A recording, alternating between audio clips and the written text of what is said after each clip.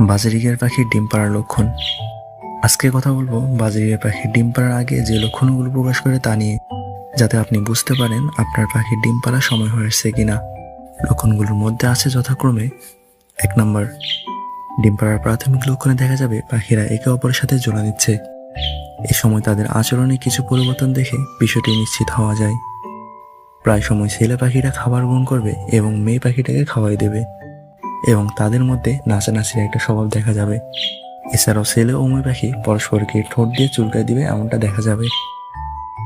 2 নম্বর, ডিম পাড়ার পূর্ব সত্ত্বেও পাখিরা মিটিং করবে।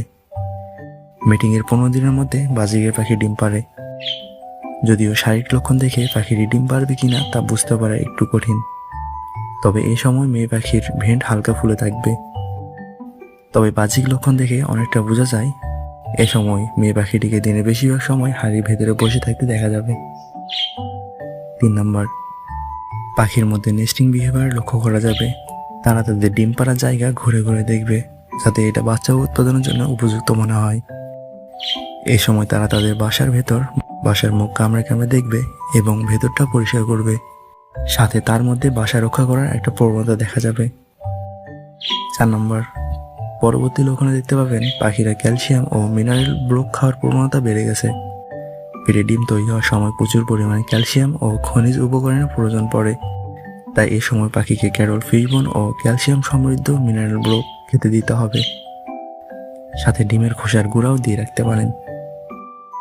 5 নম্বর, যেদিন পাখির ডিম পাড়ার সময় হবে তার 2-1 দিন আগ থেকে পাখি হাড়ির ভেতর থেকে বের হয়ে আসতে চাইবে না।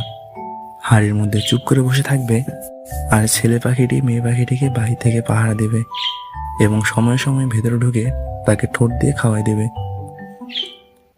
এইভাবেই পাখি ডিম পাড়া শুরু করলে পরবর্তী 1 দিন পর পর ডিম দিবে। বাজরিগের পাখি সাধারণত 4 থেকে 7টি ডিম দিয়ে থাকে। এভাবে 5টি ডিম দিতে পাখির 10 দিন সময় লাগবে। মেয়ে পাখি একাই ডিমে তা দিবে এবং 18 থেকে 20 দিন পর এই ডিম থেকে বাচ্চা ফুটবে।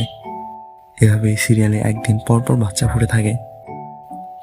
এভাবেই পাখির ডিম পাড়া থেকে শুরু করে বাচ্চা উৎপাদন কাজ পরিপূর্ণ হয়। সবার পাখির প্রতি ভালোবাসা জানিয়ে আজ এখানে শেষ করছি। ধন্যবাদ।